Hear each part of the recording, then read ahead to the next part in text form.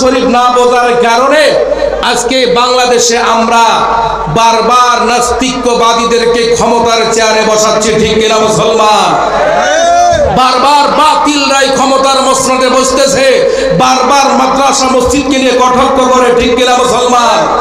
বারবার টুপি পাগড়ি নিয়ে কটাক্ষ করে, কুকুরের মাথায় টুপিকে পরিয়ে দেয়, আমার নবীকে নিয়ে ব্যঙ্গ করে, আল্লাহকে নিয়ে কুটুক্তি করে। কিছুদিন আগে আপনারা জানেন এই বাংলাদেশে এক কুলাঙ্গার আবুল সরকার, কি নাম বলেন, কি নাম?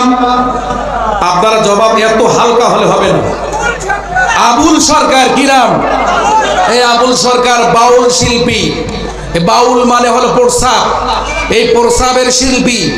তিনি বললেন যে আল্লাহর কথার আগামাতা কিছুই নাই, নাউজুবিল্লাহ।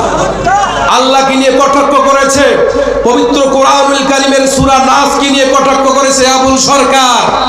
আজকে যদি কোরআন দিয়ে দেশ চলতো, আজকে যদি হাদিস দিয়ে দেশ চলতো, আজকে যদি ওমরের মতো শাসক সিংহাসনে বসে থাকতো, এতক্ষণ আবুল সরকারের দেহের মধ্যে কল্লা থাকতো না, ঠিক কিনা মুসলমান?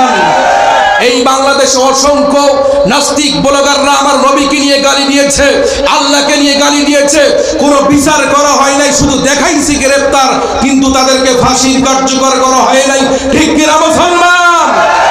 এভাবে আর চলতে দেওয়া যায় না, এভাবে আর চলতে দেওয়া যাবে, এভাবে আর চলতে দেওয়া যাবে না। আপনার ভিতরে যদি ঈমান থাকে, আমার ভিতরে যদি ঈমান থাকে, ঈমানের দাবি একটাই, আগামী দেশ কোরআনের বাংলাদেশ, আগামীর দেশ কোরআনের বাংলাদেশ, আগামীর দেশ ইসলামের বাংলাদেশ।